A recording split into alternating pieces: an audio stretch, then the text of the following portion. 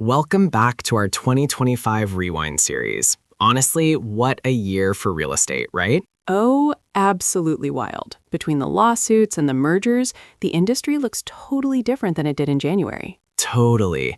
And while everyone was screaming about the clear cooperation policy, there was this other huge story bubbling up in the second half of the year. You mean the referral fee debate? Because that one got spicy. Exactly. Referral fee transparency. It sounds dry, but it's actually a big deal for consumer trust. For sure. The big question is, should agents disclose when they're getting a kickback for referring a client to someone else? And more importantly, when do they tell them? Before they start working together or at the closing table when the ink is already dry? Well, Washington State didn't wait around to decide.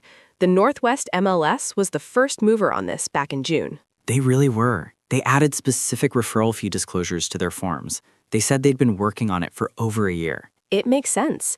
Their CEO, Justin Haig, basically said hiding these fees until closing, or never mentioning them at all, just isn't right. Hag called it the next logical step for transparency. You want to know if your agent is recommending someone because they're the best or because there's a check involved. Right? But here is where it gets interesting. You'd think the whole industry would jump on board immediately, but nope. Not even close. That brings us to the drama in Houston. So, November 2025, the National Association of Realtors meets in Houston. The board of directors votes on an amendment to require client consent for referral fees. And it looked like a slam dunk. Over 83% of the directors voted yes. They were ready to update the code of ethics. It seemed like a done deal. Everyone went to lunch thinking, okay, transparency wins. But hold your horses. Just a few hours later, the delegate body, which is a different group, met to finalize it. And they rejected it. Can you believe that? The board said yes, but the delegates said no. Talk about whiplash. The proposal was dead in the water the same afternoon it was born. But the story didn't end there. Since the national rule didn't pass, the big brokerages just said, fine, we'll do it ourselves. I love that energy.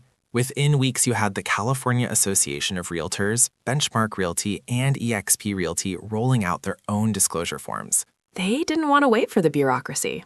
They saw the writing on the wall. Holly Mayberry from eXp actually spoke about this recently. She said they fully expected the NAR rule to pass. And when it didn't, she said they knew immediately they had to take action. It's pretty telling when major companies move faster than the trade association. It shows that the market is demanding transparency, regardless of what the official rules say. And there's a scary reason to move fast, too. The lawyers are circling. Oh, the Zillow lawsuit. This is huge. The same attorneys who filed the massive commission lawsuits are now going after Zillow. They claim Zillow's Flex program drives up home buying costs through hidden referral fees. So the scrutiny is definitely rising. So looking ahead to 2026, this isn't going away. We've got pending lawsuits and brokerages taking matters into their own hands. It's going to be the storyline to watch next year, to disclose or not to disclose. I think we know the answer is eventually going to be yes. Agreed. Thanks for tuning in to this Rewind. Catch you on the next episode.